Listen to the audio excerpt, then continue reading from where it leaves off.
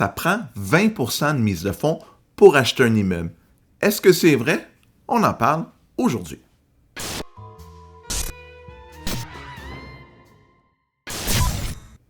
Donc, ce n'est pas vrai que ça prend 20% de mise de fonds.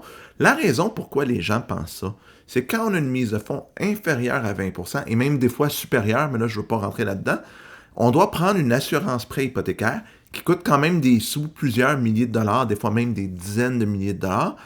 Et il y a longtemps, c'était obligatoire avant que la SCHL fasse de l'assurance prêt hypothécaire. On n'avait pas le choix d'avoir une mise de fonds plus substantielle. Mais maintenant, on peut avoir ce qu'on appelle des prêts assurés en mettant moins de 20% de mise de fonds.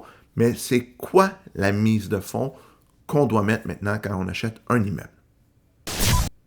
Donc aujourd'hui, on ne parlera pas d'investissement immobilier. On va parler d'immeubles propriétaires occupants. Donc si vous achetez une maison, un condo, un duplex, le premier 500 000 de prix d'achat est à 5% de mise de fonds. Ça veut dire que si vous achetez une maison à 500 000, un condo ou un duplex à 500 000, ça vous prend 25 000 de mise de fonds.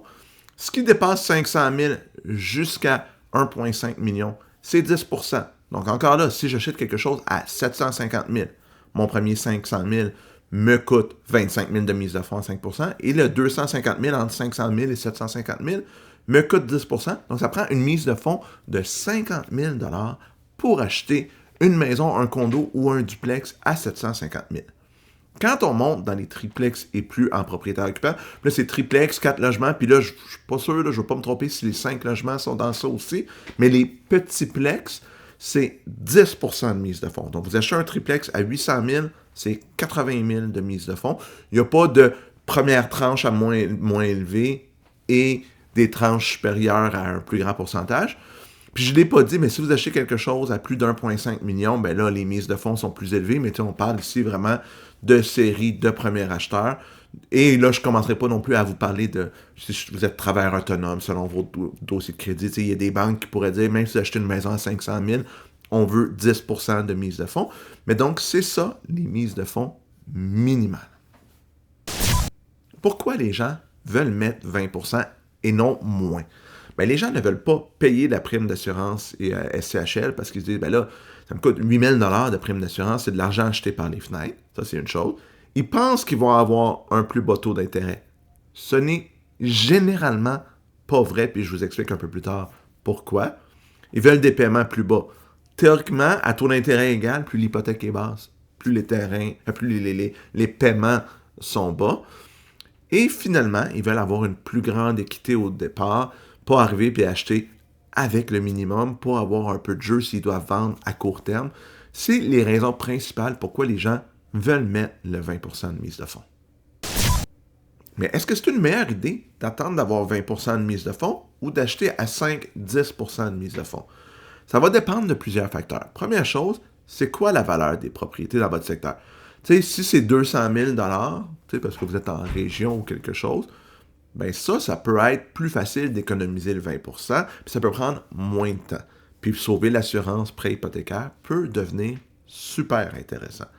Mais si vous êtes à Montréal, puis la propriété moyenne se transige autour de 550 000, 600 000, ben avoir la mise de fonds minimale, ça va déjà vous prendre quelques années. Puis si je veux me rendre à 20% sur une propriété de 600 000 qui est 120 000, si j'attends 8 ou 9 ans, si les prix des propriétés continuent de monter, ben, vous allez peut-être toujours courir après le marché pour faire votre premier achat. Tandis que si vous achetez plus vite, oui, au début, il y a moins d'équité, les finances sont plus serrées, mais vous allez pouvoir profiter de la plus-value du marché immobilier, ce qui va annuler l'effet de l'assurance hypothécaire. Il faut regarder votre tolérance au risque et tout, mais honnêtement, le temps dans le marché, que ce soit immobilier ou même boursier, là, vous avez probablement déjà entendu ça, mais théoriquement, ça vous fait gagner de la valeur. Imaginez que vous auriez pu acheter en 2020 avec 5% de mise de fonds, puis que là, vous vouliez attendre d'avoir 20%, on est rendu en 2025, probablement que vous ne pouvez même pas encore vous acheter une propriété, puis qu'elle vaut quelques centaines de milliers de dollars de plus.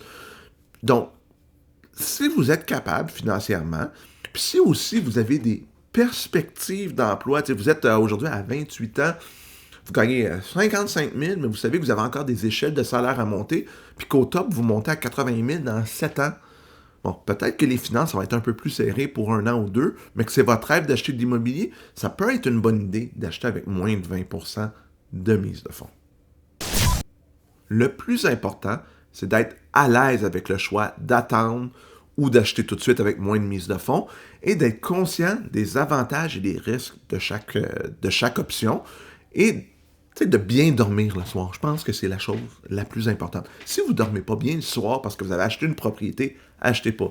Si vous ne dormez pas bien parce que vous dites je vois le marché monter, puis là, je veux acheter, puis anyway, je vais acheter pour 20 ans, c'est pas grave, même si j'achète un peu plus vite, puis que je suis un peu plus serré, puis que même les prix baissent de 2% pendant la première année, faites-le. Soyez à l'aise avec votre décision. Parlez-en avec votre courtier hypothécaire, votre planificateur financier, votre comptable, avec quelqu'un avec qui vous êtes à l'aise de parler de vos finances personnelles. Puis, faites le move que vous préférez. Il n'y en a pas de bonne ou de mauvaise réponse, mais vous n'êtes pas obligé d'attendre d'avoir le 20%. C'est surtout ça le but de la capsule aujourd'hui. J'espère que l'information vous a été utile. Si c'est le cas, faites un pouce en l'air. Ça serait super apprécié. Abonnez-vous à la chaîne. On va continuer à parler de mythes et réalités en immobilier. Puis on se revoit la prochaine fois pour notre capsule. À bientôt tout le monde!